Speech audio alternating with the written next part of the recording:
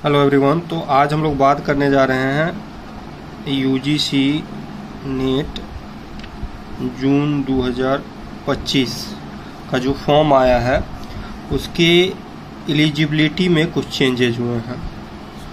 क्या क्या एलिजिबिलिटी है? पहला है आपका एजुकेशनल क्वालिफिकेशन, ठीक है। और इसमें जो परसेंटेज मार्क्स हैं उसमें कुछ चेंजेज हुए हैं, वो मार्क्स को थोड़ा सा इंक्रीज किया गया है। और दूसरा एज लिमिट में चेंज किया गया है, बेसिकली जनरल ईडब्ल्यूएस कैंडिडेट के लिए। तो ये थोड़ा सा इम्पोर्टेंट चीज़ है जो आपको जान लेना चाहिए यहाँ पे।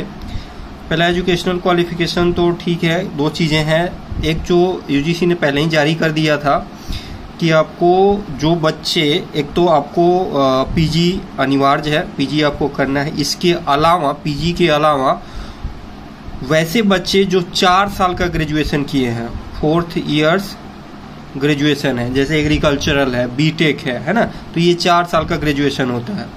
तो पीजी के लिए जो बच्चे पीजी के लिए किए हैं उनके लिए तो जो मार्क्स बताया गया वो है आपको एग्रीगेट 55% मार्क्स होना चाहिए, ठीक है।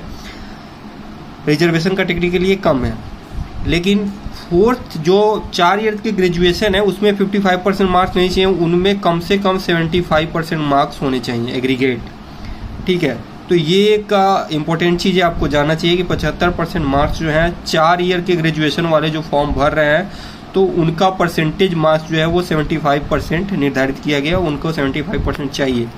जो बीटेक करके आ रहे हैं, एग्रीकल्चर करके आ रहे हैं, तो जो मतलब 4th ईयर ग्रेजुएशन या 4th ईयर का बीटेक बायोटेक करके आ रहे हैं उनके लिए चाहिए। अब बात आती है एज लिमिट। तो एज लिमिट पिछले साल जो है 31 ईयर था, इसको अब 30 ईयर्स ही रखा गया है। हालांकि 30 ईयर्स वैसे लोग जो रिसर्च एक्सपीरियंस है, जिनके पास जो रिसर्च में ऑलरेडी हैं, चाहे पीएचडी इनरोल्ड हो चुके हैं, वो अपना रिसर्च एक्सपीरियंस डाल करके, चाहे पीएचडी इनरोलमेंट डाल करके उसमें 5 साल का 3 से 5 साल का रिलैक्सेशन ले सकते हैं। तो अगर वो रिलैक्सेशन आप लेना चाहते हैं तो आपको वो रिसर्च एक्सपीरियंस डालना होगा, ये डालना होगा कि आप पीएचडी में ऑलरेडी इनरोल्ड हैं और पीएचडी कर रहे हैं, तो आपको ये 30 वर्ष का क्राइटेरिया जो है वो खत्म हो सकता है, ठीक है।